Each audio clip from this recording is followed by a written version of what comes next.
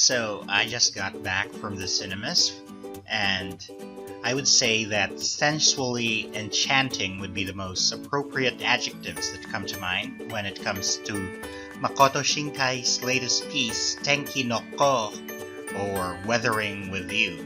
Now, I have to question the translation.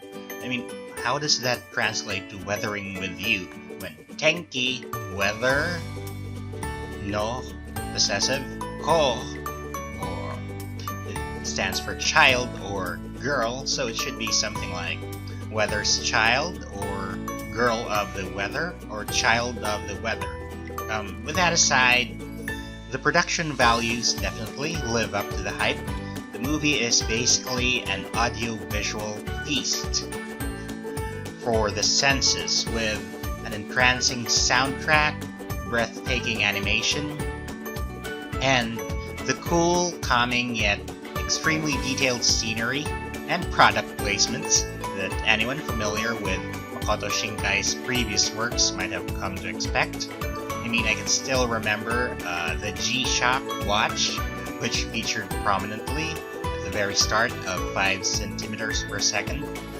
Anyway, overall, I'd say that the movie was simply a delight to watch, and actually quite timely since we're in the rainy season right now in the Philippines, and it's actually raining cats and dogs every day.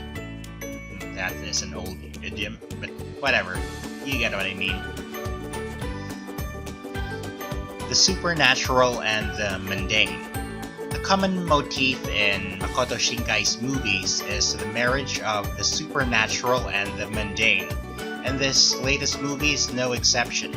Set in Tokyo, Weathering with You presents life in the big city with a tongue-in-cheek approach. We get to see glimpses of the actual living conditions of the everyman in Tokyo, and particularly we get to see how life must be like for 2 teenage runaways. The main characters, Hodaka and Hina, and the common problems they face, such as difficulty in finding employment because of being underage. And in fact, the movie shows several adult themes, including a brothel, a love hotel of all things, and some degree of violence against a minor, as well as gunshots. With that said, these elements all mingle quite naturally with its more supernatural elements based on Japanese folklore, which is quite evident, of course, in Hina's apparent power to control the weather. A strong supporting cast. Drawing a comparison to Shinkai's previous work, while Your Name was all about the 2 main characters with an only mildly memorable supporting cast, the same cannot be said for Weathering with You. Hina's ladies' man of a little brother, Nagi, the ornery yet ultimately kind-hearted Keisuke Suga, and the charming Natsumi are all very likable characters in their own right, who each play a vital role in moving the movie's plot forward. A less than stellar but ultimately satisfying plot. Speaking of the plot in general, this is perhaps the movie's weakest point. While it is by no means a train wreck of a story, it can get dragging at certain points because of the linear nature of the storytelling. Furthermore, while it can get cathartic at times, it can move you to tears or almost to tears, it doesn't really achieve the heights of Shinkai's older masterpieces, such as 5 centimeters per second, or even Your Name.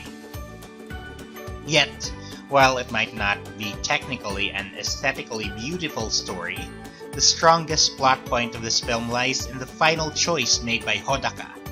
I love the fact that he chooses the selfish route and affirms that he's fine with this in exchange for changing the world forever.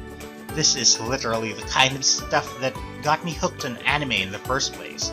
Sometimes it's not just about saving the world or being the altruistic one and thinking of the common good, nor even restoring the status quo. Sometimes it's just about what really makes you happy, and I'm personally quite delighted that Hodaka chose to follow his heart rather than his mind in the movie's climax. Fan service and nods. Fans who rode the hype train to this movie from Your Name will definitely not be disappointed as far as fan service goes, because you will see some very familiar faces that give subtle nods to the coexistence of the Makoto Shinkai verse, coined by me, across different films, or the Shinkai cinematic universe, if you want to go MCU, whatever's. Anyway, MCU, Makoto cinematic universe, that kind of works. Personally, I was amused at the two Pretty Cure cosplayers who featured prominently at the middle part of the movie who enlisted Hina's service. Also, I am very amused that the main female character is called Hina and her little brother is Nagi. I'm sure it has something to do with Hinagiku being Daisy, and Nagi means windless calm, something like that. Some minor complaints. I do have some minor complaints about this movie, of course. While the soundtrack is a joy to listen to, I do feel that the use of an insert song while portraying a time-lapse is a bit overused and jarring. It was used only 2 times in the movie, but that was twice too much for me, especially since I've seen it used before in almost the very same fashion in Your Name. It's not enough to put me off on this movie, but it was a bit distracting. Furthermore, while the lore behind the supernatural elements in Your Name was fully fleshed out within the movie, the same cannot be said for Weathering with You. There were definitely attempts at subtle exposition here and there, and the lore itself was quite interesting, mind you.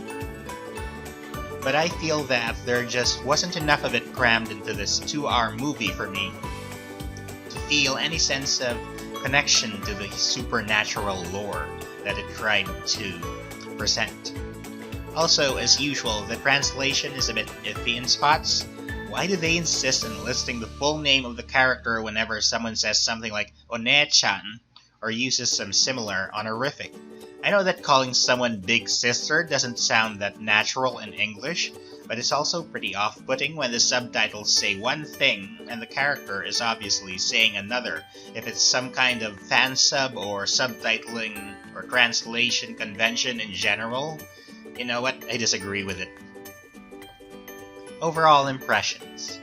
The lore aside, Hina is cute, with her twin tails and all, and that's a plus for me. Always. Overall, Weathering with You is an aesthetically pleasing, feel-good movie with a story that will have you leaving the cinema with a smile on your face. If you were expecting another Kimi no Nawa or Your Name, you might feel a bit disappointed. But watching the movie for what it is, I guarantee you'll find it quite enjoyable. This has been Lord Cloud X, and I'll see you next time for sure.